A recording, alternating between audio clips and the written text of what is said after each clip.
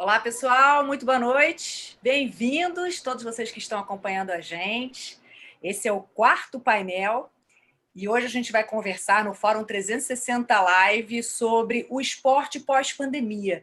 Essa é a grande questão, né? O que vai acontecer depois dessa pandemia? Todo mundo ansioso para que o esporte volte. Nós, então, que trabalhamos e vivemos do esporte, a gente fica extremamente ansioso. Então, antes de mais nada, quero agradecer a presença de todos vocês aqui conosco, para a gente falar um pouquinho de esporte pós-pandemia, o que vai acontecer daqui para frente. A gente está transmitido pelo YouTube, então compartilhem o link e mandem as suas perguntas pelo chat. Vai ser um prazer a gente poder responder todas as perguntas aqui ao longo da nossa conversa. Então, a partir de agora, bem-vindos ao Fórum 360 Live. E olha, reunimos aqui medalhistas olímpicos, estou me sentindo quase que humilhada, que eu não tenho nenhuma medalha, né? Nenhuma experiência em Olimpíada, a não ser por coberturas. Mas eu quero começar apresentando o técnico da Seleção Brasileira de Vôlei, Renan Dalzotto. Bem-vindo, Renan. Prazer ter você aqui. Olá, boa noite, Vanessa. Um grande abraço ao Flávio, ao Ricardo, Sâmia. Muito legal estar aqui com vocês hoje. Também conosco o jogador de vôlei de praia, Ricardo Santos, também agora treinador, né, Ricardo? Boa noite. Boa noite, mas esse desafio aí na minha carreira, né? Tá sendo um prazer participar com vocês. Eu daí um salve para todos que estão acompanhando e para os amigos aí que estão presentes aí para trocar essas informações e mensagens. Certo, falando ao vivo da Flórida. Também conosco o ex-judoca, meu amigo Flávio Canto. Prazer ter você aqui comigo, Flávio. Medalhista e experiência no judô e transformando muitas vidas, né, Flávio? Prazer todo meu, segunda-feira em alto estilo. Eu estou até aqui com um vinhozinho branco, já não sou mais atleta, então pode tomar aqui, porque esse bate-papo aqui, olímpico, é maravilhoso. Bom dia, ídolo aqui, prazer estar aqui. E para coordenar todos esses grandes vencedores, grandes medalhas e todos esses desafios, a gente tem que ter alguém para dar um apoio psicológico, né? E a Sâmia Laje está com a gente aqui, que é a psicóloga do COB. Prazer ter você aqui, com uma experiência fantástica, transformando a cabeça dos atletas para que eles sigam firmes e fortes, principalmente depois dessa pandemia. Boa noite, Sâmia. Boa noite, Vanessa. Muito feliz de estar aqui com vocês. Obrigada pelo convite e compartilhar com esse time de craques alguns momentos. Muito bom. Mandem suas perguntas a partir de agora, então. A gente já começa nosso bate-papo, querendo entender o que vai acontecer, né? Renan, qual é o grande desafio, né, depois da pandemia? Porque existe uma expectativa de o que vai acontecer. A Olimpíada vai ser esse ano? Não. Conseguimos transferir essa Olimpíada para o ano seguinte. Ok, mas não sabemos quando é que os atletas vão poder voltar a treinar. E isso é um desafio muito grande para quem faz esse planejamento, para a cabeça do atleta que está lá desesperado tentando treinar, esperando aquele momento para poder voltar. Então, quando o Comitê Olímpico Internacional, né, cancelou os Jogos Tóquio 2020 para transferiu para 21, nós tínhamos duas coisas, né, que vinha em mente. Uma é dizer, caramba, nosso plano de ação era todo para 4 anos, né? E uma segunda possibilidade era acreditar que nós temos 1 ano a mais de preparação, né? E aí bate, grande entrave é esse que você falou. Quando vamos conseguir reunir essa galera, né? Trazer para dentro do ginásio? De que forma que eles vão se apresentar? A gente está tentando fazer um acompanhamento muito próximo de todos eles, né? Apesar deles estarem ainda vinculados aos seus clubes, porque a Federação Internacional de Vôlei cancelou todas as competições internacionais desse ano. Então, nós só vamos ter a VNL, que é a Liga das Nações, em 2021, mas esse ano eu ainda gostaria de tentar, pelo menos, reunir esse pessoal por 20 dias, 30 dias em Saquarema, que é o nosso templo sagrado do voleibol. Ricardo, como é que funciona a cabeça do atleta nessa expectativa, né? Você que tem a experiência de 4 Olimpíadas, 3 medalhas olímpicas, a gente fica sempre assim pensando o que passa na cabeça do atleta que está se preparando. Ele tem um planejamento. Hoje não temos esse planejamento. Como é o pré-olímpico? Não temos, não sabemos se teremos e como será esse pré-olímpico. O que passa na cabeça do atleta num momento como esse? Na verdade, os atletas eles têm situações diferentes de objetivos, né? Temos os atletas aí que estão pré-classificados para os Jogos Olímpicos, tem uns atletas que só jogam os eventos nacionais, tem outros que jogam os nacionais e o circuito mundial. Eu acho que fica uma dúvida muito grande, acho que em todos eles, porque a gente está numa expectativa muito grande, primeiro, de que essa pandemia passe o mais rápido possível, sem afetar o máximo de pessoas que possa vir a atrapalhar todo esse processo, mas pensando também no futuro, como é que você vai poder manter o seu ritmo de treinamento, visando as competições, já que todas as competições, como o próprio Renan falou, foram canceladas. Isso aconteceu também com o vôlei de praia, e a gente fica numa dúvida muito grande. Então você tem que tentar continuar todo o objetivo que você traçou para essa temporada, visando algo que a gente não tem em concreto ainda, de quanto irá retornar essas competições. Eu acredito que ficam todos na expectativa, mas esperançosos para que retorne o mais rápido possível e com segurança. Porque eu fico pensando aqui, mesmo que o atleta esteja classificado, você tem aquela preparação pré-Olimpíada, de treinamentos ou de jogos amistosos, ou que seja você ir para outro país para fazer essa preparação. E, de repente, não é isso que está acontecendo, né? Então, Flávio, como é que você vê esse momento que os atletas estão vivendo e o que a gente pode imaginar que possa ser feito para, de fato, eles estarem com a cabeça organizada? E a gente vai falar já com a Samia sobre isso, mas como é que o atleta consegue administrar isso, né? Você quer treinar, aí você vai na academia, pega uns pesos lá, você tenta montar uma academia na sua casa, mas não é o ambiente ideal para você treinar. Vanessa, eu acho que o atleta tem que se virar, né? Tem que se adaptar ao que tem aí pela frente, né? É claro que isso que a gente está vivendo é inédito. Eu acho que a pior coisa era você ficar naquela incerteza se teríamos ou não Olimpíada, como ficamos durante alguns meses.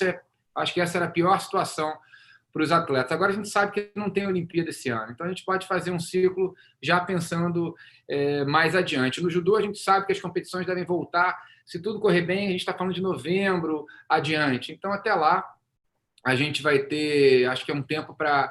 Bom, essa mudança de Olimpíada matou o sonho de muita gente. Matou não, adiou, mas talvez tenha matado, porque não necessariamente os atletas que estavam classificados no judô para 2020 continuarão classificados para 2021 e abriu esperança para muita gente. A gente estava no meio de um processo de ranqueamento olímpico que terminaria em maio, no final de maio. A gente perdeu praticamente esse ano todo. Então, a gente tem agora uma competição, um ano muito mais longo, né, pré-Olimpíada, talvez até com um mundial que não aconteceria, acontecendo entre esse nosso hoje e a Olimpíada. Então, eu acho que não pode ter medo da vida, a vida é isso aí, a gente tem que encará-la e treinar com o que dá. A gente lá no nosso instituto, no Reação, a gente tem desde criança de 4 anos até campeã olímpica, né, com a Rafaela. E está todo mundo treinando em casa, se virando. Alguns têm em casa. A gente separou em 3 situações. O atleta que tem acesso a um parceiro de treino, o judô é um esporte que precisa de companheiro, o atleta que tem acesso a uma academia e o atleta que não tem acesso a nada. Então, a gente tem treinamentos diferentes para cada um desses padrões. E a gente está se virando, assim. Eu acho que... Eu tenho falado com ele, tem uma propaganda muito legal do Michael Phelps, que não sei se vocês já viram, que é ele treinando, nadando no escuro, sofrendo, sozinho. É muito solitário, né, a vida do atleta também. Mesmo no esporte coletivo, você tem uma missão muito sua, né? Está em estado permanente de guerra. E no final, ou seja, aparece o Phelps sofrendo, ralando e tal, e no final, tudo meio escuro, e no final é ele subindo no pódio e fala, como é que é o que você faz no escuro é o que te coloca na luz. Olha, sensacional. Bela mensagem. What puts you in the light, né? Então, a gente está no momento, eu tenho usado muito esse vídeo com os nossos atletas, porque a gente está num momento de escuro. Só que o que vai te colocar nessa tal light, nessa tal luz, é o que cada um está fazendo agora. A Olimpíada, eu acredito nisso, tá? As medalhas olímpicas estarão sendo construídas nesse período que a gente está vivendo agora. Quem souber aproveitar vai voltar muito mais forte. Porque assim que acabar isso tudo, já vai começar todo mundo acelerado no ranking olímpico. E, bom, a Olimpíada está sendo construída agora para essa galera. Eu queria perguntar isso para a Samia. Quando você tem a experiência aí com vários atletas em situações diferentes, com 3 Olimpíadas, que você teve a experiência de poder ajudar os atletas e essa longa experiência que você tem no COB, essa situação a gente nunca tinha vivido.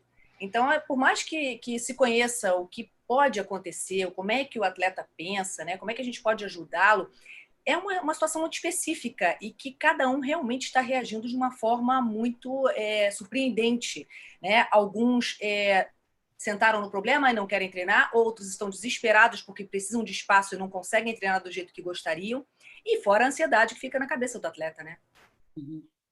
Pois é, como vocês mesmos disseram, a gente está vivendo uma situação inédita, nunca, né, na humanidade, então acho que a gente não está falando de brasileiros e de atletas, a gente está falando das pessoas de uma maneira geral, no mundo inteiro, passando por uma situação que não viveram. Né? Nesse século, a gente, na nossa vida, na vida das pessoas que estão hoje aqui, isso nunca tinha acontecido. Então, eu gosto muito de conversar sobre o que a gente tem controle e o que a gente não tem controle.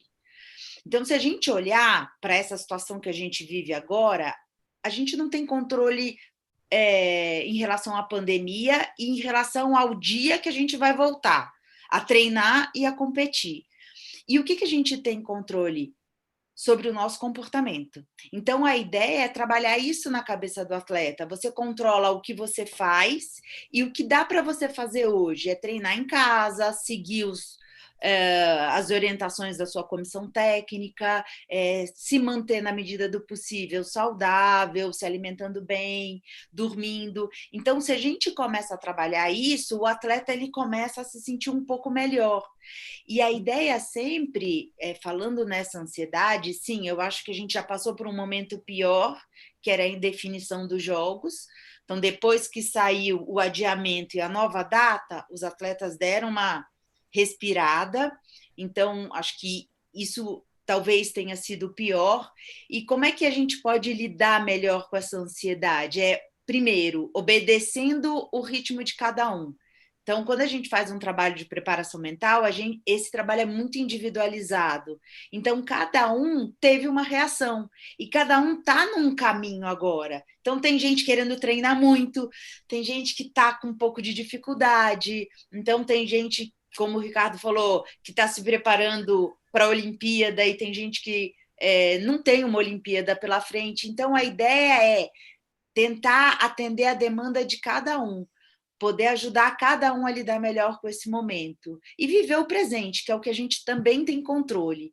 Não adianta a gente ficar se lamentando pelo que passou ou tentando, assim, adivinhar o que vai acontecer. Então, se a gente conseguir ficar com a atenção plena no presente, eu acho que a gente consegue segurar um pouquinho essa ansiedade, que é normal. E, né? Sâmia, pode entrar de vez em quando aqui, Vanessa? Claro, por favor, Flávio. Tem um princípio do judô, do Jigoro Kano, que nunca foi tão... O Jigoro Kano é o fundador do judô, né, que nunca foi tão apropriado para esse momento para os atletas, né, que diz que o judoca não se aperfeiçoa para lutar, ele luta para se aperfeiçoar. Sim. Então, inverter um pouco a meta. Né? A meta é aperfeiçoamento agora contínuo e está pronto para quando voltarem os tempos de guerra. Né? E tem uma coisa legal, Flávio, que é assim, que eu acho que vai um pouco de encontro com o que você está falando, é que assim, hoje as pessoas estão querendo se livrar das emoções ruins. Isso é uma coisa do ser humano. A gente só tem que ser feliz. Ninguém quer ficar triste, decepcionado, angustiado. E a ideia é o contrário, a gente tem que aceitar essa emoção. A gente está angustiado, a gente está ansioso, e tudo bem, faz parte da vida, a gente só não pode parar.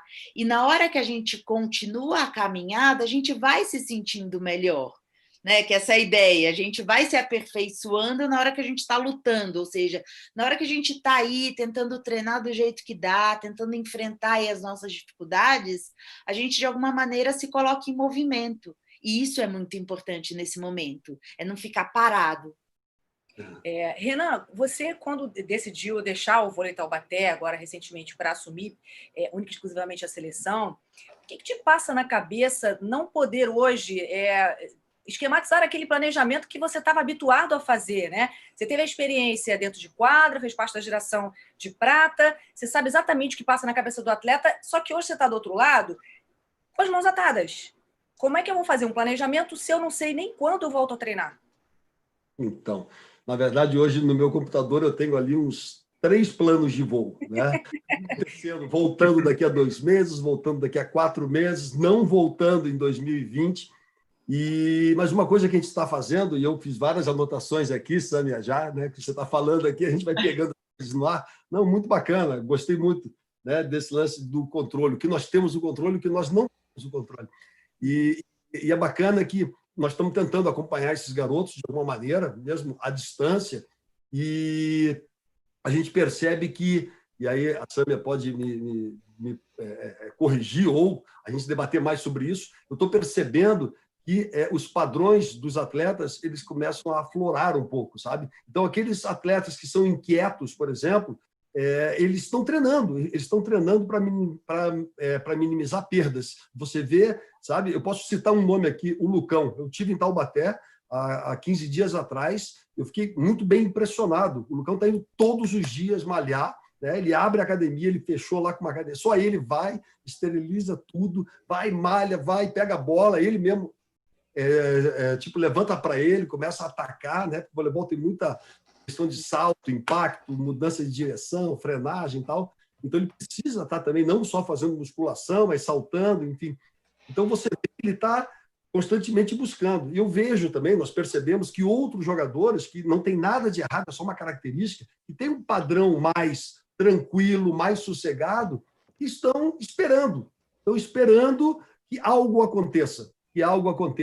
E aí eu me preocupo bastante, porque, de alguma maneira, nós vamos ter perdas. Nós vamos ter perdas, né? Perdas emocionais, físicas, alguns financeiros. Neste momento, em especial, nós vamos ter algum tipo de perda, mas nós temos que tentar, de alguma maneira, minimizar essas perdas para quando retomarmos, não sei se vai ser daqui a um mês, 2 meses, ou seja, nós estarmos em condições, né, físicas e mentais, principalmente, para retomar o mais rápido possível, sempre com muita cautela, né? Mas respondendo especificamente, Vanessa, essa pergunta do planejamento, isso é uma coisa realmente preocupante, porque foge do nosso controle. Portanto, nós temos que fazer a nossa parte hoje e agora, que é o quê? Dar continuidade a uma preparação saudável, né?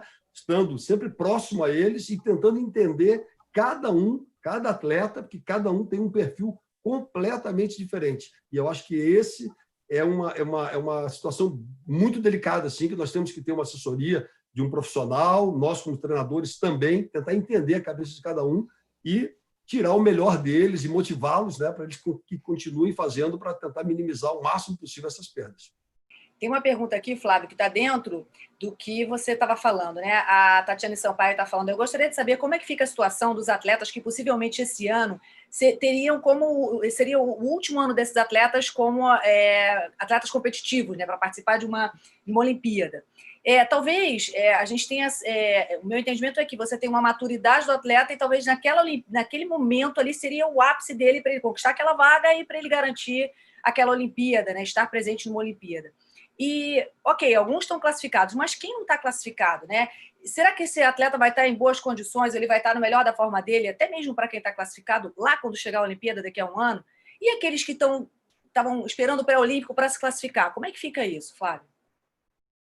Eu acho que vai do motivacional de cada um deles, né? A gente tem os técnicos, a gente tem 2 super técnicos aqui, ex-super atletas, e o que a gente está tendo... Hoje eu estava tendo uma conversa, está muito legal esse papo aqui, porque está disparando, estava em tantas outras coisas dessa campanha que a gente estava fazendo do Vencendo Juntos, e eu tenho que voltar a focar nisso também.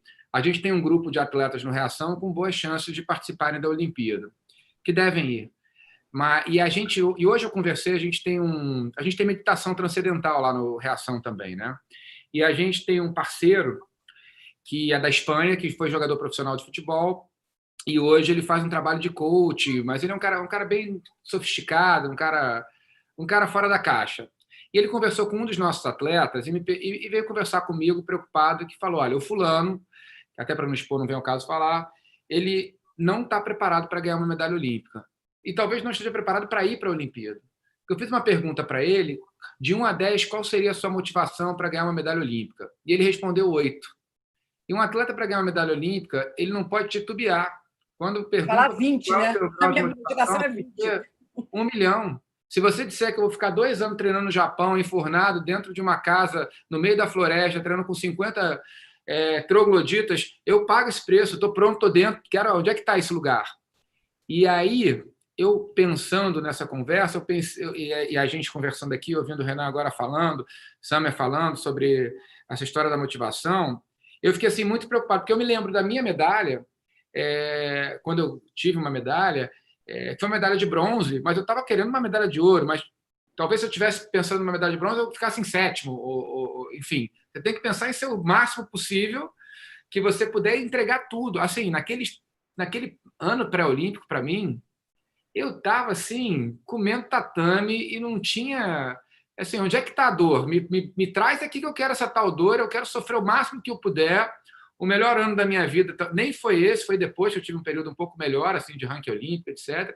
Mas foi um ano que as coisas aconteceram e se eu olhasse para mim, se me perguntassem isso, qual era o grau de motivação, eu ia rir. Falei, pô, como assim? Qual o grau de motivação?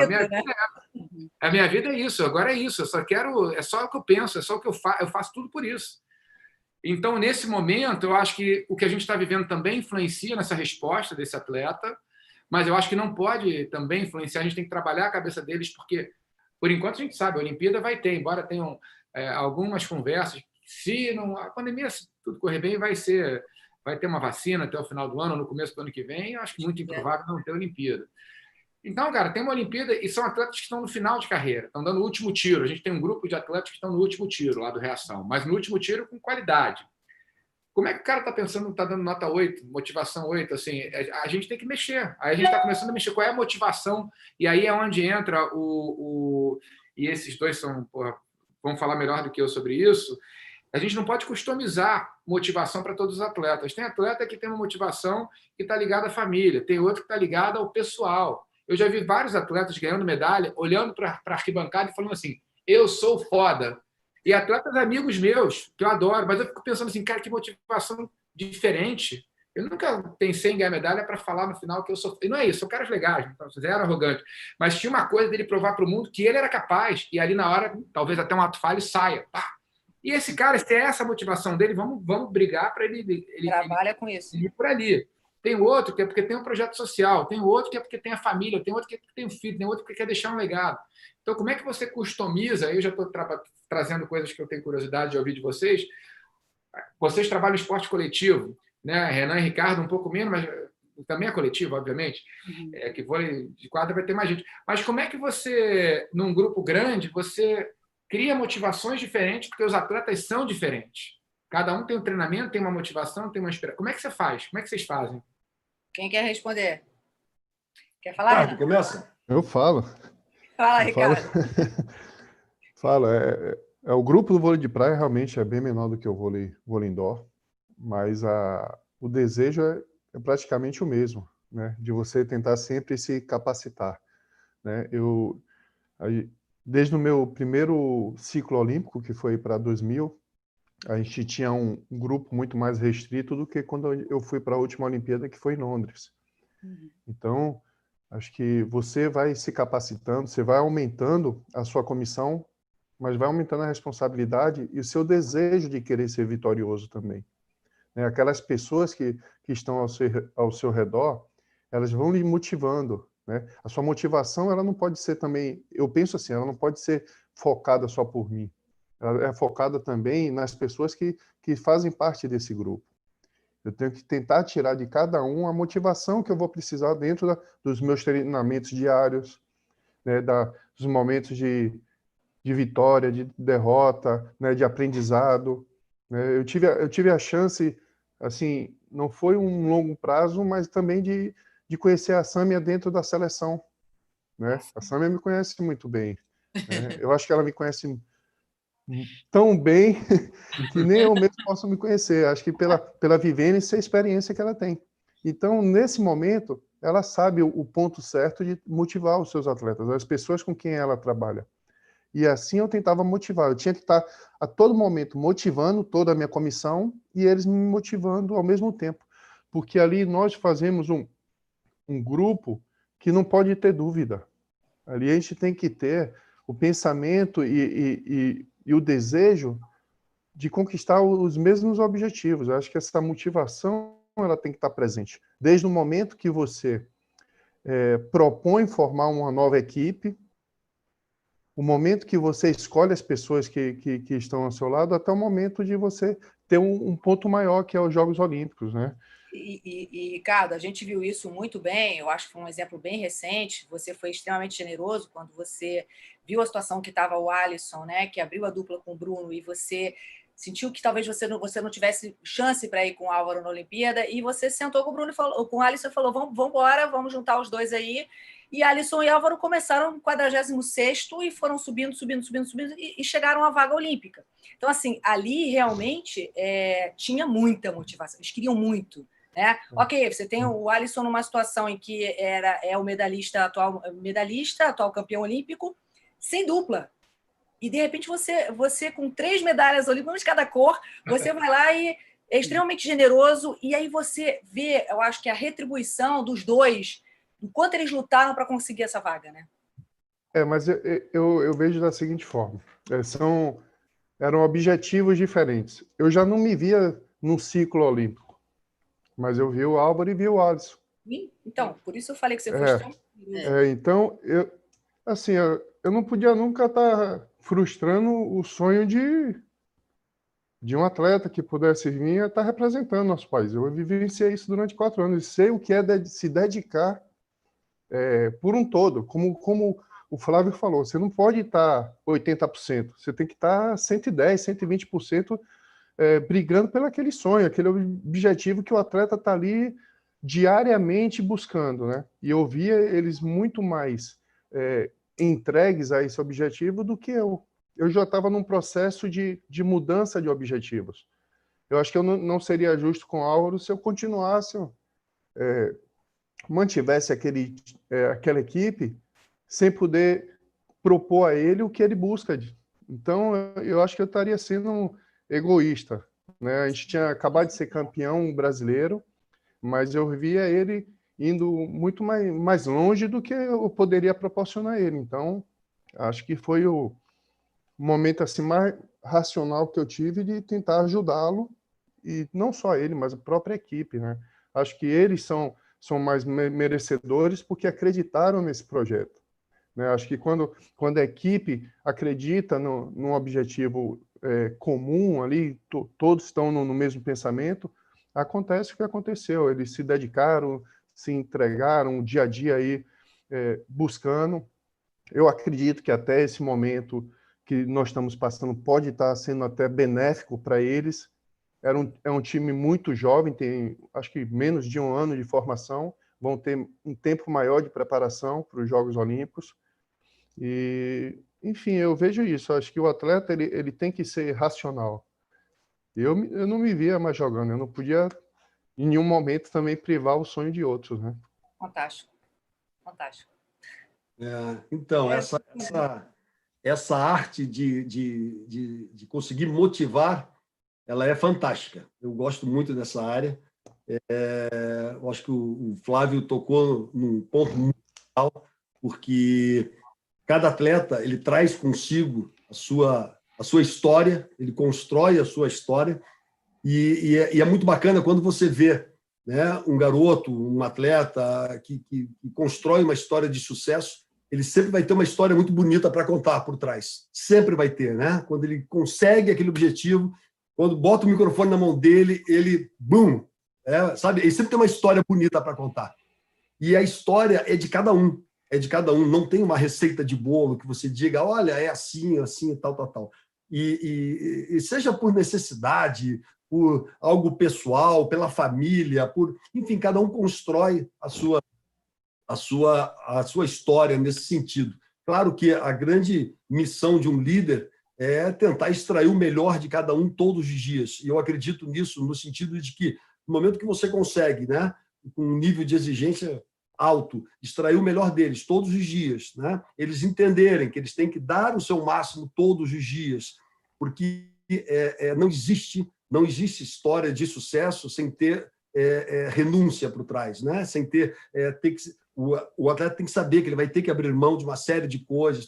Tudo isso vai construindo essa tal de motivação, né? Porque uma coisa é a motivação externa, né? Que é a torcida, a premiação, um elogio, uma gratificação, seja lá o que for, que também é importante, claro, Mas a automotivação, aquela intrínseca, ela é construída.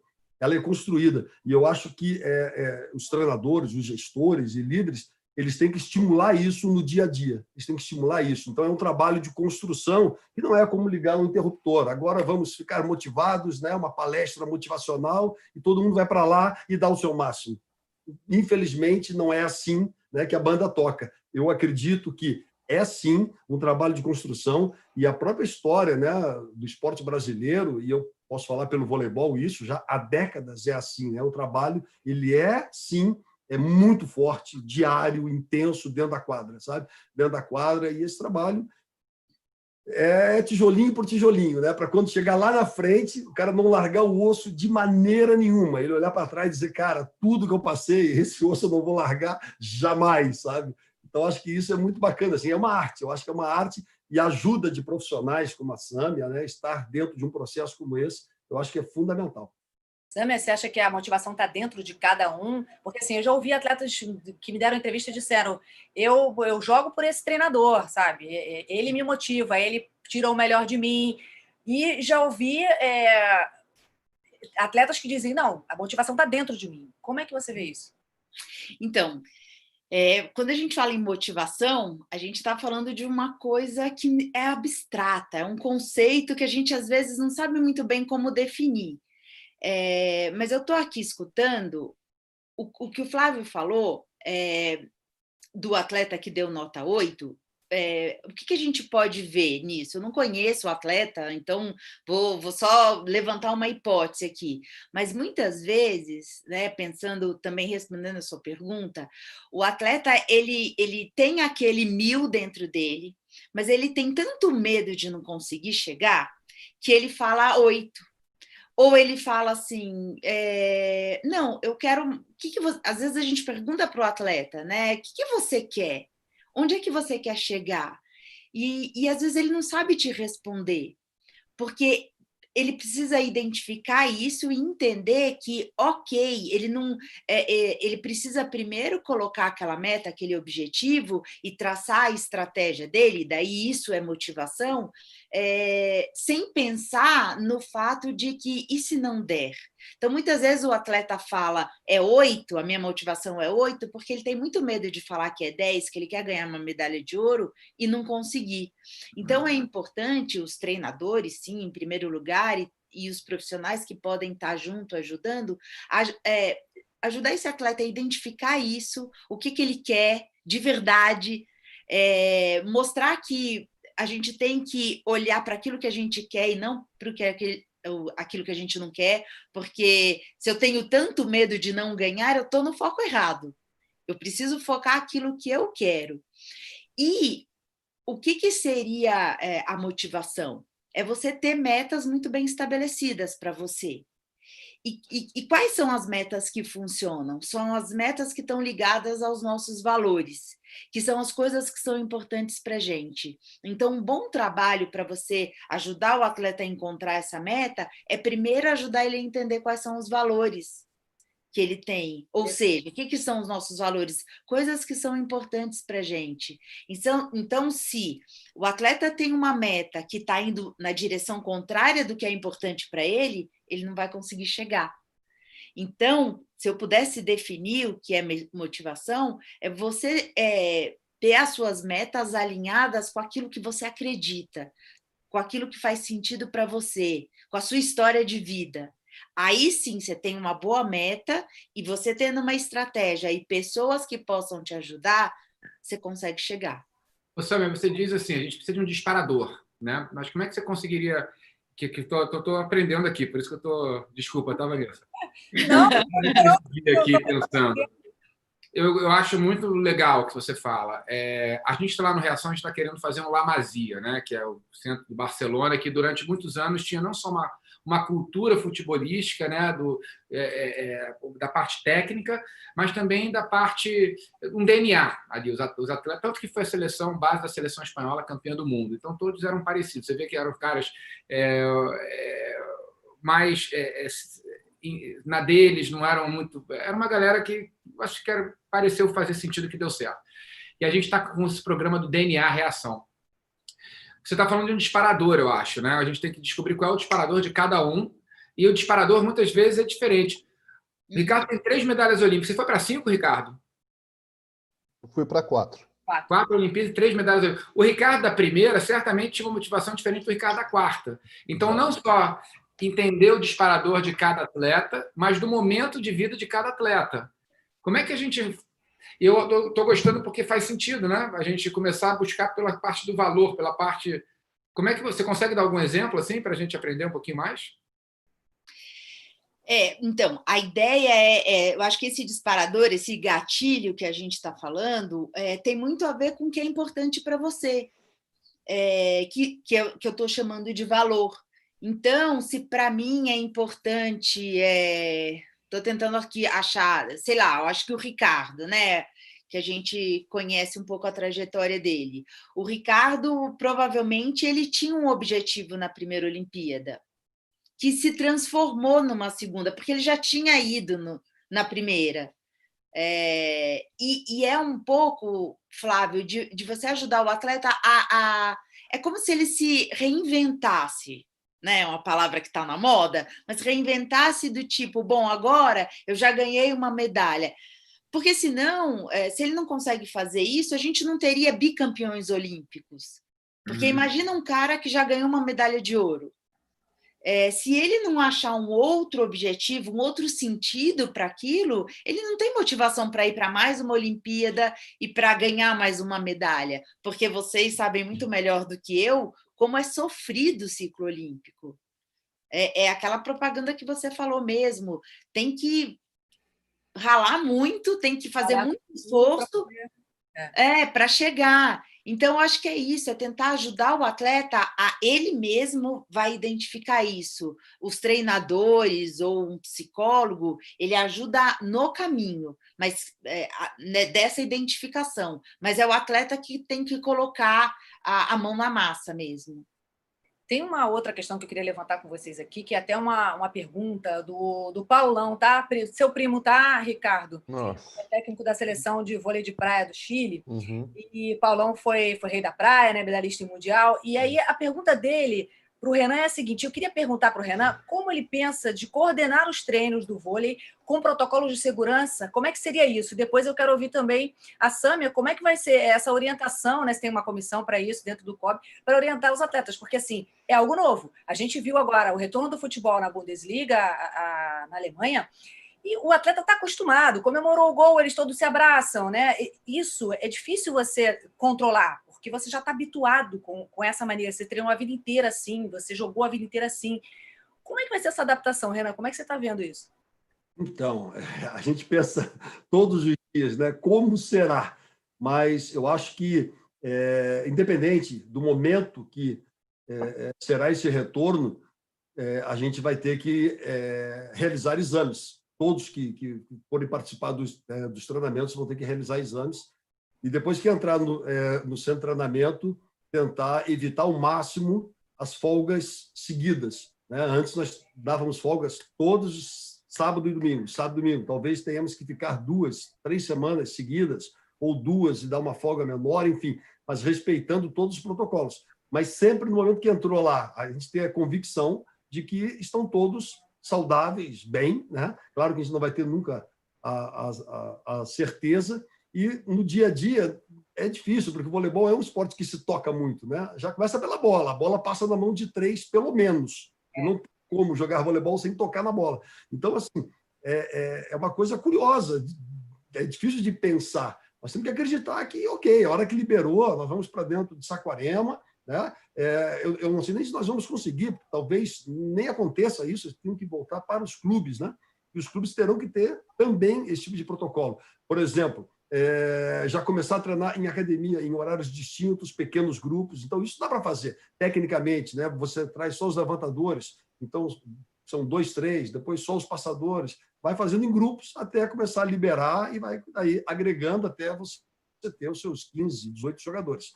Mas é uma coisa ainda que tem que ser construída, uma coisa muito nova, sabe, para poder bater o martelo agora. Mas, com certeza, vai ser uma coisa bem gradativa. Essa é a pergunta que vem do Peru. A gente tem que estar com a audiência no Peru também. Gipe Duarte de Las Casas está perguntando para você, Sam, existe algum tipo de comissão científica, médica do COB, orientando as confederações sobre esses protocolos, né? Como é que vai funcionar isso? Existe um desenvolvimento próprio do COB? Obedece aqui protocolo? Como vocês orientam as confederações? Tá, eu vou tentar responder pelo que eu conheço, né? Sendo psicóloga, mas a gente faz um trabalho, não só lá no COB, mas em todas as seleções. Eu já tive ligada à CBV, e sempre que a gente está numa equipe, é muito importante um trabalho interdisciplinar, onde todos os especialistas aí, cada um na sua área, vai ajustando. No COB, a gente até está aproveitando esse período, uma das ações fazer reuniões interdisciplinares usando um aplicativo como esse, para a gente trocar informações e conversar sobre os atletas que a gente acompanha. Então, eu tenho um departamento médico, sim, no COB, tem a coordenação desse departamento médico, e eu acredito que eles estão elaborando um protocolo. Eu não tenho conhecimento de qual vai ser esse protocolo, mas eu imagino que eles estejam elaborando, me arrisco a pensar que provavelmente o COI vai ter um protocolo, né? Eu imagino que o COI deve ter alguma diretriz e que vai orientar as confederações e que vai trabalhar, sei lá, COI, COB e as diversas confederações, eu acredito. Eu acho que vai ser por aí também, é o que está acontecendo já no futebol, né? Flávio, qual você acha que vai ser o impacto da pandemia lá na frente, lá na Olimpíada, na hora da competição, né? Será que o atleta, como você falou, né, que está construindo hoje no escuro, é hoje que ele ganha essa Olimpíada, né? É nessa batalha do dia a dia agora, nessa insegurança, nessa expectativa, né? Nesse trabalho psicológico que o atleta vai ter que fazer e que ele vai ter que administrar a ansiedade até os treinos voltarem, até chegar o dia da Olimpíada e até o pré-olímpico, quem não está classificado ainda, né? A Olimpíada, se fosse esse ano, a gente certamente teria uma Olimpíada pobre em grandes resultados e injusta, porque cada país teria tido um tipo de problema com a pandemia, né? Alguns abrindo mais cedo, outros abrindo mais tarde, outros com mais capacidade dos atletas treinarem. Então, a gente matava um princípio aí da igualdade para o treinamento, para eles chegarem todos em igualdade de condições para disputar medalha, que isso ia ser totalmente ia ter uma interferência nisso. Eu acho que para a Olimpíada do ano que vem, e a gente também aqui está a gente está supondo, né? Porque o judô, a gente tem essa orientação que provavelmente deve recomeçar em outubro para novembro. Agora não sei outubro ou novembro, mas mais adiante. Com possibilidade de ter um mundial, pré-olimpíada, tudo mais. Então, acho que a gente tem tempo suficiente, se isso de fato acontecer, para todo mundo chegar em alto nível na Olimpíada. O que vai acontecer, naturalmente, é que o resultado da Olimpíada vai ser completamente diferente do que teria sido se fosse esse ano. A gente vai ter jovens atletas crescendo e chegando melhores, outros que estavam um pouco mais, estavam no ápice agora, que vão ter dificuldade de manter o ápice no ano que vem. Isso tem muito, né? A gente ganha uma medalha de ouro no melhor ano da nossa vida, que no meu caso eu tive um ano que eu fui o ano inteiro primeiro do ranking mundial, mas não teve Olimpíada nesse ano. Teria tido mais chance de conseguir a tal medalha de ouro, mas eu consegui uma medalha de bronze num ano que eu estava bem, mas não estava tão bem. Mas foi bom, não estou aqui chorando pitanga, não. Mas estou falando que, de fato, cada ano interfere no resultado, né? Para o judô, eu acho que foi um resultado bom para o masculino e para o feminino mais ou menos, né? Porque a gente tem uma equipe mais experiente no feminino, as atletas no auge, e no masculino a gente tem uma renovação acontecendo. Então, um ano faz diferença, né? Para a gente, no ano que vem, chegar com mais chances de resultado. E tem a história da Rafaela, né? A Rafaela está enfrentando um processo de doping, ela está num recurso para diminuir a pena. Eu acredito que ela vai diminuir e tenho falado sobre isso. A história da bombinha de asma, né? Eu acho que ela vai, e o advogado também tem está muito otimista que ela vai diminuir ou terminar ou vai ser absolvida, e para ela isso foi bom. Então, varia de atleta para atleta, mas eu acho que, no geral, para o judô foi bom. A gente vai chegar com uma equipe mais forte. Flávio, como é que você está administrando com as crianças do Reação todo esse medo, esse temor? É uma situação nova, né? A gente fala em isolamento, mas como você vai ter um isolamento para quem é de uma comunidade carente, que mora todo mundo ali num cômodo? Como é que você está trabalhando essa tensão e essa expectativa com as crianças? Primeiro, com positividade, né? Otimismo. Eu brinco aqui, até trazendo para os outros, né? Ilustres que estão aqui conosco. Eu tive duas experiências que eu vou chamar de experiência antropológica. A gente fez um reality de judô em 2017, com 8 atletas e 2 campeões olímpicos, era a Rafaela e a Sara como técnicas, e fizemos um no ano passado, comigo e com o Thiago Camilo, liderando esses 8 atletas. E, para mim, ficou muito claro. Bom, estar com Sara e Rafaela, 2 campeãs olímpicas, tinham características que eram muito fáceis de você perceber nas duas. E nesse reality que a gente fez, ficou muito claro quais os atletas que eu acredito que devem chegar mais longe. E está muito ligado assim, à maneira como cada um enfrenta as adversidades. Todo atleta de ponta, a gente está falando de um grupo de 20 anos, 19, 21, 18, saiu de casa, foi morar num lugar com mais condições, enfrenta as dificuldades. Mas alguns colocavam um peso enorme naquilo. Puxa, eu perdi a luta, puxa, que droga, eu não merecia porque eu saí de casa, eu fiz isso, eu fiz aquilo. E um ou outro ali, obviamente a minoria, isso era... nem paravam para pensar. Eu olho para a minha carreira, às vezes, olho para trás, eu acho que só teve coisa boa. Assim, o Thiago Camilo, vou usar o Thiago Camilo, que para mim é um exemplo melhor do que eu, até porque eu falo de outra pessoa. O Thiago, campeão mundial juvenil, campeão mundial júnior, campeão mundial adulto. O cara comeu pão que o diabo amassou. Ele treinava com um japonês embaixo, um sensei japonês, que botava eles com 9, 10 anos para correr 20, sei lá quantos quilômetros atrás da bolete do caminhão. Treinava que nem um doido. Depois foi com 11, 12 anos morar em São Paulo. Ele era calouro, tinha que comer debaixo da mesa, que tinha aquela bobeira de calor durante não sei quanto tempo. Ele nunca falou isso para mim. E é meu amigão, até foi aniversário dele ontem. Éramos maiores rivais, hoje somos muito, muito amigos. E eu usei ele de exemplo para os nossos atletas. O Thiago, você acha que o Thiago não sofreu muito? Mas para ele isso foi fácil, porque para ele o objetivo era tão maior que isso aí ficou pequeno. Então, eu acho que, claro que o que a gente está vivendo está longe de ser pequeno, mas a gente encarar com otimismo do tipo, olha, a gente tem que construir algo disso aqui, porque está acontecendo, não tem como, né? A Samia estava falando no começo. É isso, não pode ter medo da vida, a vida é essa por enquanto, vamos fazer o melhor possível durante esse período. Isso aqui, ó, por exemplo, isso aqui é o meu estúdio aqui de casa, dá para ver aqui o tatame, botei a logo do Reação. Muito legal. Aqui tem as aulas, né, que a gente vai dando. Hoje eu dei o meu quarentreino já. O Reação está todo fazendo aula online, sabe? Cabo de vassoura, tem boneco aqui de judô. Eu adoro mostrar o boneco. Deixa eu mostrar aqui, foi mal. Pega lá. Sempre me empolgo. Você começa aqui, ó. Esse aqui é o meu boneco, dá para ver aí? Dá. Esse aqui é o... A molecada toda fez boneco de pano também. E a gente está treinando, cara. Está treinando todo dia. A molecada de 4 anos até os atletas de ponta. Claro que uns mais, outros menos. A gente tem os lucões e tem os que não são os lucões. Mas a gente vai buscando o exemplo dos lucões dentro do Reação para inspirar os que estão devagar.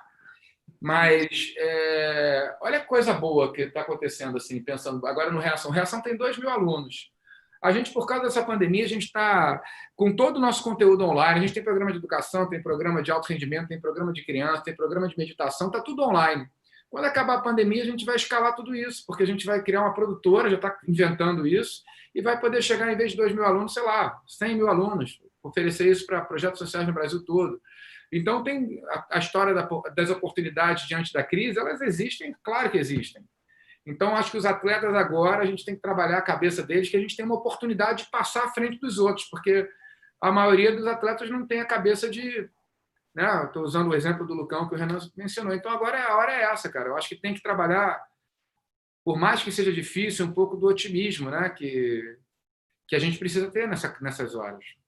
Eu acho que nem respondi a pergunta, né, Vanessa? Eu nem me lembro mais qual era. Não, mas foi. Eu gostei. Muito bom. Você respondeu, Flávio. Ô, Ricardo, você está na Flórida, está vivendo um momento um pouco diferente do que a gente está vivendo aqui em relação à curva da pandemia, enfim. E hoje você já tem algumas duplas treinando com esse protocolo. Como é que está a situação aí na Flórida? Na verdade, aqui está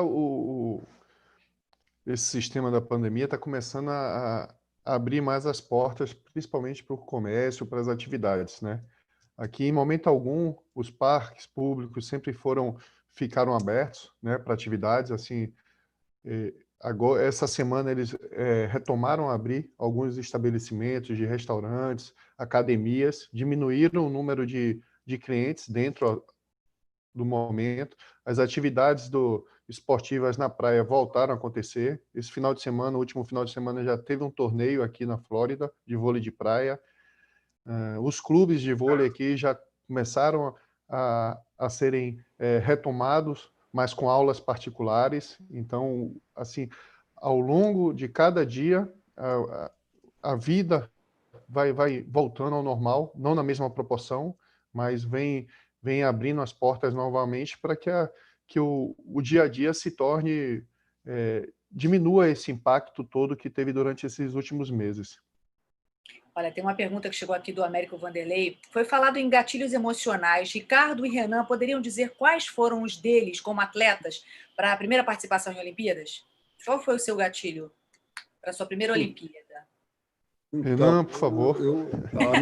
A minha primeira Olimpíada foi em Moscou, 1980, faz bastante tempo, 19 anos, e o voleibol ainda não era uma modalidade que se poderia pensar em um dia viver ou encarar como uma profissão.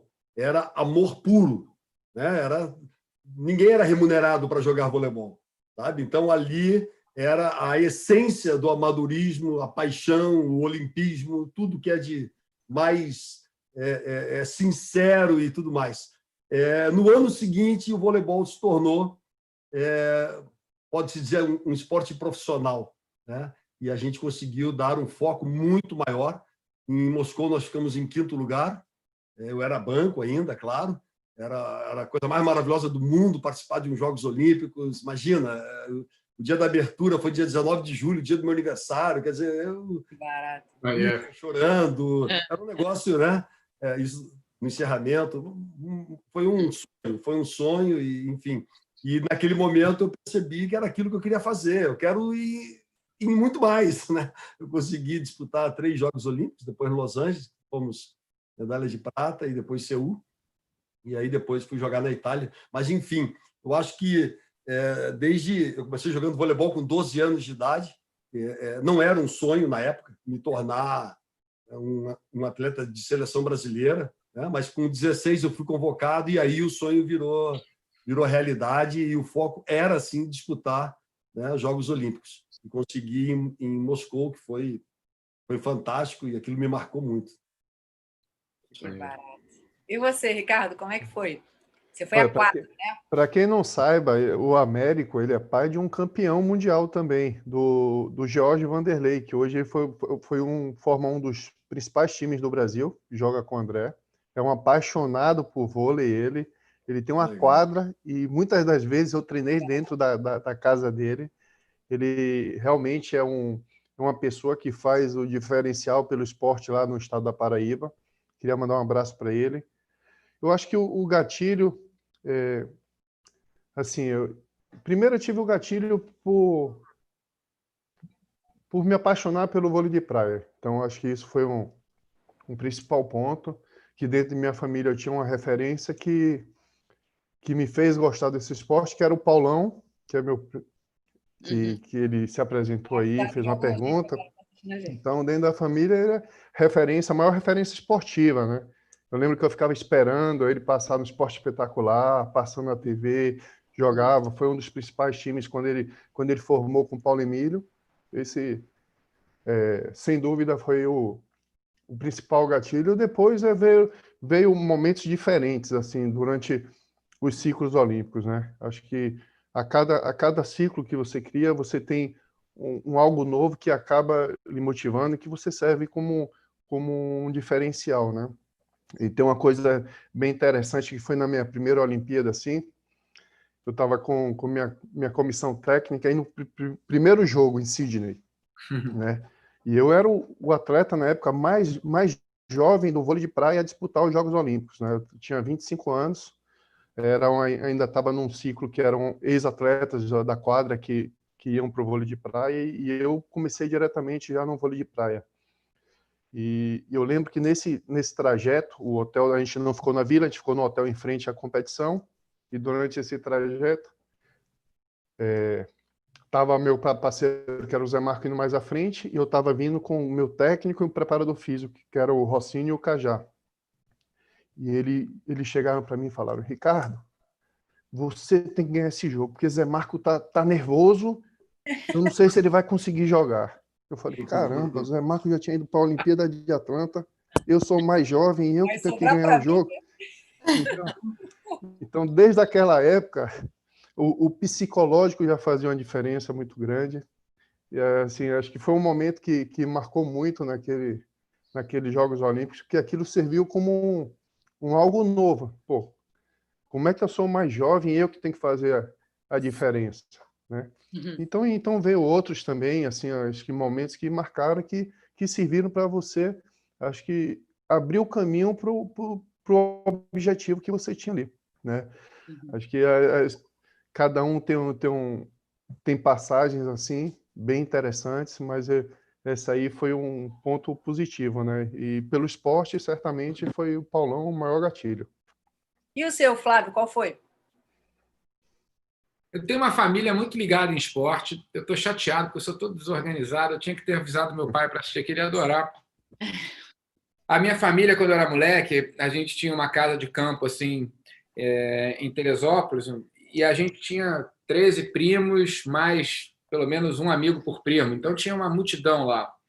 E os nossos pais faziam sempre Olimpíadas da família. Esse era o nosso highlight da nossa infância.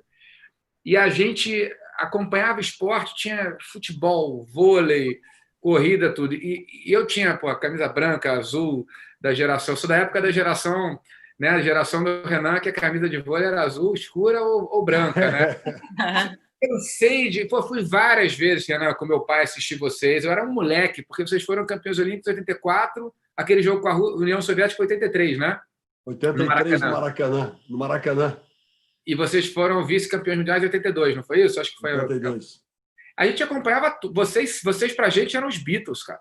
A gente ia. Mas é verdade, a gente ia ver assim. Então, e a gente tinha o futebol carente, né? O futebol desde 70 que não ganhava uma Copa do Mundo, e 82 foi aquela tristeza, né? A gente perdeu para o Paulo Rossi. Eu acho que foi a primeira relação que eu tive com derrota, foi assistindo aquele jogo. Meu pai me explicou que isso às vezes acontece. Eu falo: porra, como é que esses caras perderam? Não é possível. Tinha que empatar, né? O Paulo Rossi fez 3 gols. E o vôlei era muito forte ali também na nossa época. Era talvez o esporte mais... Bom, era uma época também que o Fluminense estava bem. Eu era tricolor, sou tricolor, né? Então o Fluminense foi campeão brasileiro. Quem? Mas, bom, eu cresci nesse ambiente, assim, né? E eu acho que naquela época, eu acho que o vôlei acho que era o grande esporte do Brasil, né, Renan, naquela época? Sim, foi em 82, começou enfim, o vôlei crescer bastante, né? Em questão de público, evento, Na época do Braguinha que ele começou a investir também. Braguinha, né? Começou em 81, depois dos Jogos Olímpicos de Moscou. Mas não era, tudo bem, eu estou comparando aqui com os Beatles, mas não era uma coisa maluca. Moleque, eu me lembro de chegar no Maracanãzinho, aquela galera. Aí tinha você com jornada, com Viagem ao Mar, o Bernard com Jornada nas Estrelas. Pô, a gente se divertiu demais, cara. Foram bons tempos. Mas, enfim, e em 84 eu fui morar, depois de vocês serem vice-campeões olímpicos, a gente foi logo depois para morar na Califórnia. Eu e minha família, meu pai é físico nuclear, foi fazer na época um pós-doc em Berkeley. Então, a gente tinha tudo isso, chegamos lá logo depois da Olimpíada, o tio Sam, né, que era aquele símbolo da Olimpíada para tudo que era lado. Eu tinha os meus 8, 9 anos. E aí comecei a tentar várias modalidades, sem muito sucesso de resultado, assim. E em 88 eu já tinha voltado para o Brasil. O Aurélio Miguel é campeão olímpico e o técnico daquela seleção era o professor da escolinha do meu irmão, que era 5 minutos da minha casa. E eu, naquele mesmo ano, estava sofrendo bullying na escola, numa época que bullying não se falava em bullying. Eu ficava com vergonha de falar que eu apanhava na escola, né? Logo no primeiro dia de aula eu apanhei, sei lá, na primeira semana apanhei para um garoto, nunca me esqueço.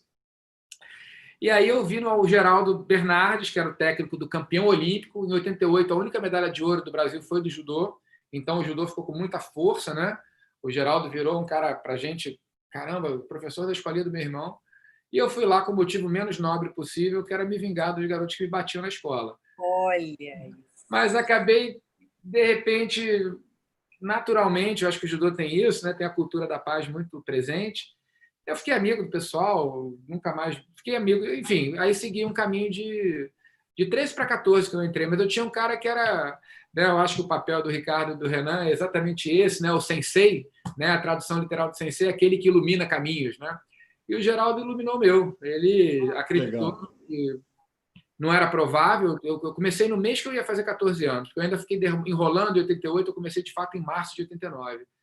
E ele era um cara que acreditava. Ele via algo que eu não sei o que ele via, mas ele acreditava, e eu fui indo, eu cresci perdendo, diferente dos meus amigos de seleção que foram prodígios. Eu fui o cara que cresceu apanhando muito.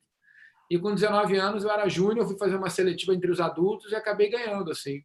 Não tinha nem ganhado o Campeonato Carioca, foi um susto assim para mim. E aí a minha vida mudou, né? Comecei a viajar, minha primeira Olimpíada foi em 96, eu tinha 20 para 21. Fiquei em sétimo, mas era uma colocação legal, assim, para o tempo que eu tinha. Aí, em 2000, eu achei que eu ia ganhar medalha, que eu ia fazer acontecer. Perdi a seletiva no Brasil, fui de reserva.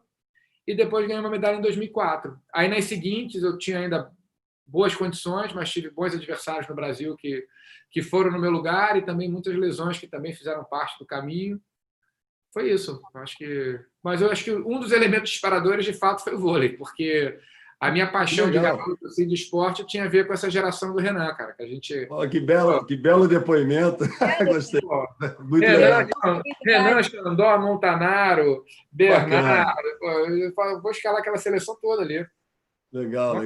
E o Renan era bizarro, né? O Renan era o cara ali também, né? Não, isso é folclore. Isso não. É muito bom. Não é folclore, não. Eu acompanhei, tá, Renan? Não vi na televisão, não. Eu preferia não ter visto para falar que eu sou garotão, sou novo, mas eu já vivi bastante coisa. O Brasil inteiro, né, Flávio? Bacana. Ô, Renan, e dentro desse seu desafio agora, que você está focado só na seleção, não está no Taubaté, você se colocou à disposição da CBV também para ser uma espécie de consultor para as demais equipes da Superliga. Como é que vai funcionar isso? Então, eu fiquei 1 ano e meio à frente do Taubaté, né? Entrei no final da liga retrasada, e aí a gente até foi campeão. Esse ano, infelizmente, a Superliga acabou antes de começar o playoff, então não teve uma equipe campeã, apesar de Taubaté ter ficado em primeiro também, mas enfim, ninguém foi reconhecido campeão. Infelizmente, acabou prematuramente. E eu recebi uma proposta do Taubaté, que é um projeto muito legal, muito bacana, de continuar ali dando uma assessoria técnica, um consultor, enfim. Mas eu acho que, nesse momento, nós estamos passando por um problema assim, bem grave, né? De pandemia, perdas de investimentos. Eu acho que, não o Renan, mas a figura do técnico da seleção brasileira seria muito importante estar próximo aos clubes para tentar, de alguma maneira, visitar prefeitos, patrocinadores, para tentar mobilizar e mostrar a importância que né, continuar investindo no esporte. Então, falei com a confederação, dizendo que seria importante eu estar ali à disposição, e vou seguir esse caminho, até porque assim, eu quero estar muito focado agora, né, para 2021, estar muito próximo também a esses atletas. Esse ano nós vamos ter um êxito muito grande de jogadores indo para a Europa, né? O Wallace, Flávio, enfim, vários jogadores que já estavam numa lista larga de convocação estão indo para fora, Lucarelli, enfim, tantos outros garotos jovens também, né, estão indo, e eu vou ter que ter tempo para acompanhar o dia a dia desses garotos lá fora, e a Superliga aqui, muito próximo também aos clubes. Então, me coloquei à disposição, sim, 100% de todos os clubes, o que precisar, estarei à disposição para tentar contribuir. Muito bom, hein? Sâmia, você atende apenas atletas ou você também atende, por exemplo, os treinadores? Porque eu estou pensando, por exemplo, na situação do Ricardo, né? Ele assumiu agora como treinador da Larissa e da Lili, e assim, os desafios são muitos para quem tem a experiência dentro de quadra, mas quando você muda um pouco de lugar, e o Ricardo ainda está jogando, está ocupando os 2 lugares, você passa a ter uma outra responsabilidade, que é você motivar os seus atletas, como a gente estava falando. Vocês fazem esse trabalho com treinadores também ou só com atletas? Não, com os treinadores também. Na verdade, com toda a comissão técnica, quando a gente está tanto numa modalidade individual como coletiva, a ideia é trabalhar o atleta e toda a comissão técnica, que é comandada pela figura do treinador. E acho que o mais importante do trabalho da preparação mental, que vai complementar a preparação global do atleta, é a parceria com o treinador. Então, eu tive muita sorte de encontrar treinadores maravilhosos no meu caminho e que aprendi muito, então, até da modalidade, porque eu tenho um caminho grande no voleibol, no vôlei de praia, mas assim, às vezes a gente está numa modalidade diferente que a gente precisa entender muito da modalidade para poder fazer o nosso trabalho como psicólogo. Então, a parceria com o treinador é fundamental. E vira e mexe, eles precisam também do trabalho.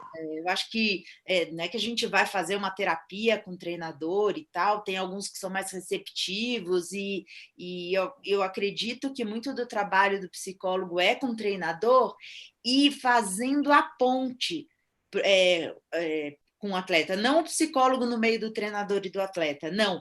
O psicólogo, às vezes, ele é um mediador, porque a voz do treinador, às vezes, ela é mais ouvida. Então, muito do trabalho pode ser feito pelo próprio treinador. Então, não é a Sâmia que vai lá e trabalha. Às vezes, sim, algumas intervenções são feitas pelo psicólogo, mas muitas vezes eu instrumentalizo o treinador nessa parceria de, bom, o que você quer, como que a gente vai fazer, e ele vai no atleta ou no grupo de atletas. Então, isso é muito legal, porque é uma construção a 4 mãos e quem depois lidera é o próprio treinador. Então, sim, é um grande aliado, é uma grande parceria.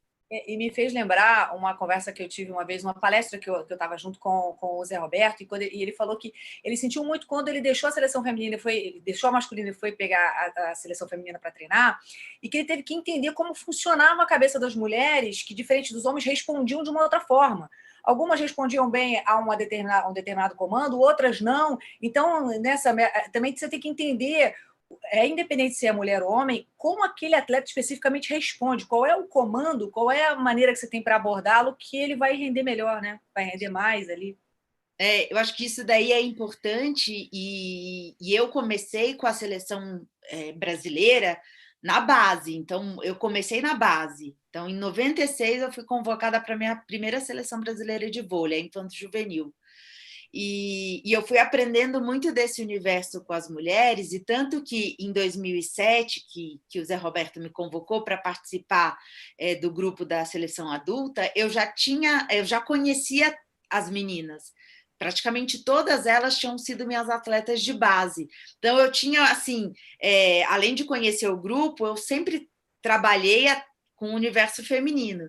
E aí, em 2012, eu mudei para o masculino. Então, fui para o vôlei de praia, para o universo masculino. Confesso que facilitou bastante o meu trabalho, né? Saí dessa experiência com as meninas e fui trabalhar com o masculino. Então, sim, tem a questão do gênero, tem a questão individual. Então, esse trabalho é muito, muito mesmo particular. Cada pessoa ela é fruto de uma história de vida. Então, ela vai ter comportamentos diferentes que ela foi construindo e aprendendo durante a vida dela. Agora, na pandemia, o horário na agenda tá difícil, né? Renan já queria um horário ali, já queria uma... Tá difícil, né? Agora, na sua agenda agora. A gente vem trabalhando bastante. Eu e meus colegas, a gente vem trabalhando. Eu trabalho também com pacientes clínicos. Então, eu tenho esse meu trabalho com atletas de base, atletas olímpicos, e também eu trabalho com pessoas que a gente brinca, os normais, na verdade, os que não são atletas ou que só praticam atividade física, mas sem fins competitivos. Parabéns pelo trabalho, viu? Obrigada. A gente está se encaminhando agora para o final, né, da nossa live, e eu queria assim, um recado final de cada um de vocês, como é que vocês imaginam que vai ser esse desafio pós-pandemia com esses Jogos Olímpicos que vão ser muito especiais, né? Diferente de todos que a gente já viveu. E olha que vocês três aí que já foram a tantas Olimpíadas e têm uma experiência fantástica, temos aqui 5 medalhas olímpicas. Com toda essa experiência, essa vai ser uma Olimpíada completamente diferente de todas que vocês já assistiram, que vocês já viram e que a gente já vivenciou, né? O que você espera, Ricardo, desses próximos Jogos? E para a gente finalizar aí o seu pensamento final aí. Primeiro, eu acho que foi feito a coisa certa, que foi o adiamento. Eu acredito que, como o Flávio falou no início da conversa, ia ser muito difícil você tentar tirar o melhor de cada atleta se viesse a acontecer os Jogos. Eu acho que os atletas ter a chance de tentar ainda reverter e correr atrás do seu sonho, do seu melhor momento, da sua melhor forma. Pode ser que para alguns fique mais difícil, né? Mais um ano se torna mais longe o sonho de uma medalha olímpica, né? de mais um ano de preparação. Para outros pode ser um ganho de um tempo maior. Mas o que eu espero de verdade é que todo esse processo seja minimizado nesses próximos meses e que realmente o esporte, no geral, possa voltar ao que sempre foi, né?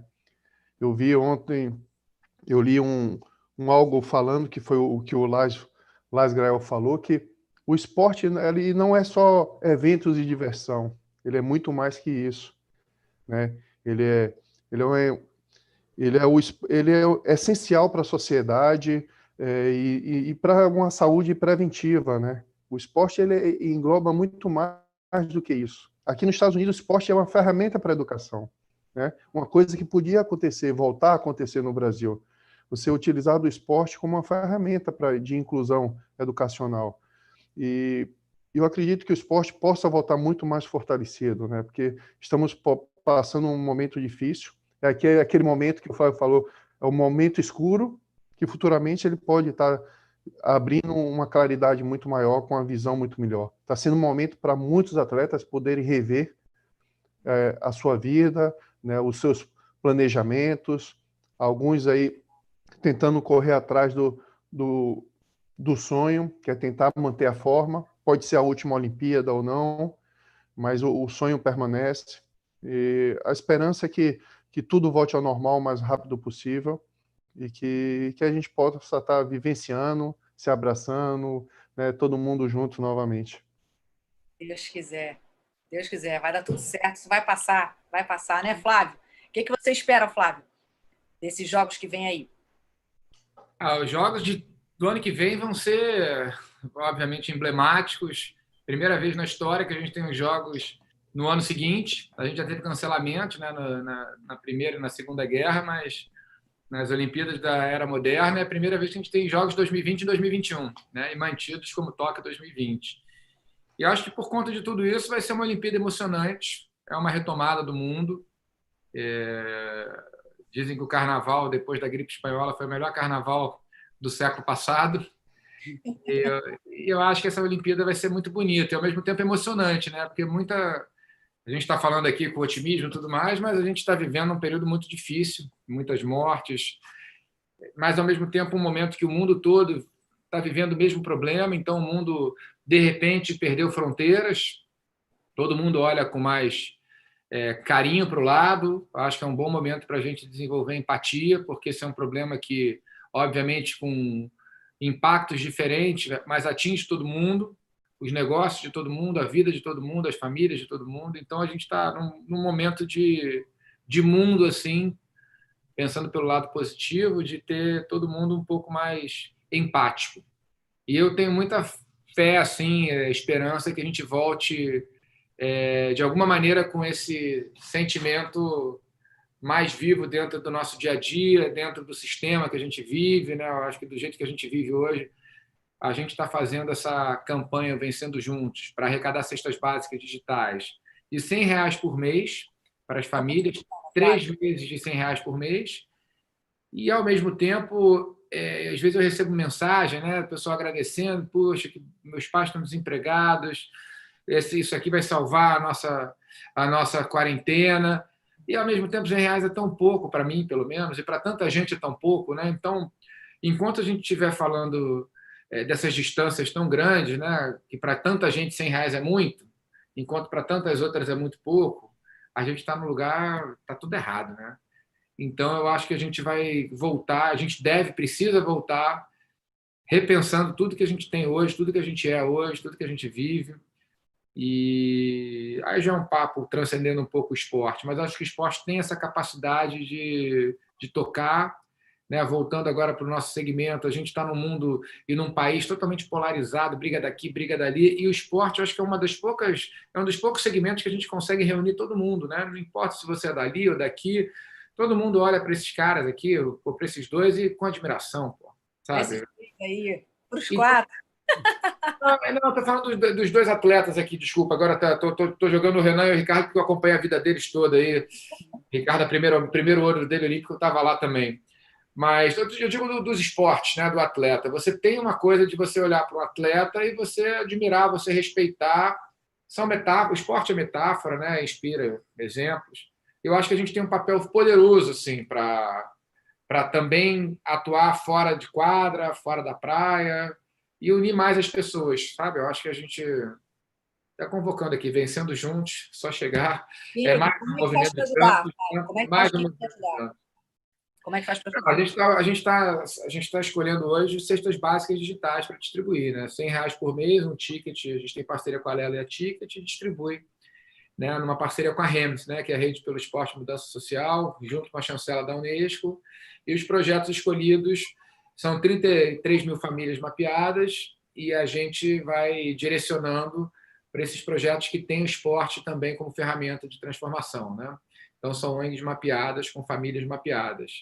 Olha só, esse é só mais um projeto, a gente tem muita força. O que eu quero trazer aqui, não estou fazendo... Tudo bem que é uma propaganda do bem, né? Do vencendojuntos.com.br, para quem puder fazer doação. Mas, mais do que isso, eu acho que a Olimpíada pode ser um lugar legal para a gente... Sempre foi, né? Mas talvez agora ainda mais. De trazer todo mundo para um mesmo lugar e pensar num novo mundo junto. Isso aí, muito bom. Parabéns pelo trabalho. Renan, o que a gente pode esperar? Como é que você está vendo? Como é que está seu coração aí para essa chegada dessa Olimpíada? Então, primeiro, obrigado pelo convite. Foi muito bacana participar desse programa. Tivemos muitos aprendizados, né? Então, obrigado, Vanessa. Ricardo, boa sorte, né, nessa nova caminhada aí em Orlando. Indo para o voleibol indoor também. Vai ser muito verdade. Ficar torcendo por você aqui. Flávio, parabéns pela excelente trajetória que você teve também como atleta e agora o que você está fazendo pelo esporte é fantástico, é fantástico. Eu te sigo nas redes sociais, é muito bacana mesmo, cara. Eu acho que é uma missão de todos nós e você dá um exemplo maravilhoso, tá? Parabéns mesmo. Sâmia, pela tua incansável contribuição, né, pelo esporte, principalmente pelo voleibol, né, muito próximo a todos nós, né, muito próxima a todos nós, porque eu entendo que é um suporte fundamental, né? O esporte evoluiu tanto na parte técnica, física, tática. Eu acho que nós brasileiros ainda precisamos amadurecer mais o lado emocional, né? Então esse suporte, né, de vocês assim é fundamental, tá? Então tenho certeza que vamos estar juntos aí em breve, tá bom? Enfim, o que eu posso dizer, né, para todo mundo que está assistindo a gente é que o Brasil é muito forte quando tem chance de planejar e trabalhar, treinar, né? Então, com esse ano a mais, o que eu posso garantir é que nós vamos ter um desempenho muito bacana nos Jogos Olímpicos, porque a gente sabe que no vôlei masculino, assim como no feminino, nós temos hoje aí 6, 7 seleções em condições de chegar ao pódio.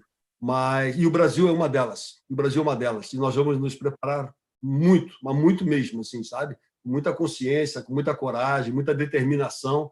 E esse um ano a mais que nós temos, eu tenho certeza que nós não vamos perder ninguém e nós vamos abrir mais o leque. Estão surgindo aí novos jogadores, novos talentos, né, que vão poder ter a oportunidade de mostrar nessa próxima Superliga aí as condições para, quem sabe, se integrar também ao grupo e a gente ficar cada vez mais fortalecido. Então, Peço só que todo mundo se cuide, né? Que tenhamos aí uma reta final de ano maravilhosa e que a gente retome as atividades o mais rápido possível para a gente conseguir fazer o que a gente mais gosta, aí, que é poder voltar para dentro das quadras. Estaremos aqui do outro lado torcendo sempre, tá, Renan? Boa sorte, bom trabalho. Obrigado. Bom trabalho. Muito obrigada. Sâmia, estou dando meu depoimento, tá? É um teste de resiliência que eu já vivi na vida. Então, assim, tenho certeza que todos nós vamos sair mais fortes dessa. Uma coisa muito importante que a gente tem como ser humano é a esperança. Então, eu vou na mesma linha do otimismo e da esperança, ou seja, estamos sim vivendo um período difícil e a gente sabe que as crises que a gente vive durante a vida, ou que as pessoas, os países, os sistemas econômicos vivem, são passos para frente, são passos dados. Então, eu acredito que sempre que a gente passa por uma dificuldade, a gente dá um passo. Uma mudança, geralmente, as pessoas têm medo de mudança porque elas acreditam que a mudança é ruim, mas a mudança não é ruim, a mudança é boa. Então, acredito que todo mundo aqui está vivendo uma fase de aprendizado, e esse aprendizado vai render bons frutos, com certeza. Muito obrigada, viu, pelas palavras. Amei conversar com vocês. Quero agradecer a todo mundo que ficou ligado com a gente aí nessa live. Eu acho que aprendemos juntos aqui e a gente está crescendo sempre, né, e desenvolvendo. Então, agradeço muito, Ricardo. Boa sorte aí no seu trabalho com as meninas. Obrigado. Desafio aí de enfrentar teu filho, né? Que não está fácil enfrentar teu filho também, não. Teve que jogar contra o filho, não é fácil. Então, boa sorte aí. E acho que você tem aí a possibilidade e a oportunidade de desenvolver um belo trabalho com essas meninas e mostrar, eu acho que trazer toda a sua experiência para elas. Então, boa sorte, muito obrigada mais uma vez. Renan, boa sorte, muito obrigada, e a gente vai estar aqui na torcida. Flávio, parabéns pelo trabalho, eu sei que você vai perpetuar ainda muito e vai trazer muitos talentos ainda para a gente poder estar do outro lado assistindo e torcendo. E para você, Sâmia, bom trabalho e boa sorte, porque vai ter gente aí, a fila vai ser grande. Vai. Grande. E pode continuar. Galera, muito obrigada a todo mundo que ficou ligado aqui com a gente no Fórum 360 Live. Não deu para responder todas as perguntas, mas a gente faz um convite. Segunda-feira que vem, Marcelo Barreto vai falar do novo esporte, vai ter convidados muito especiais, fiquem ligados. Então, na segunda-feira que vem, todo mundo convidado.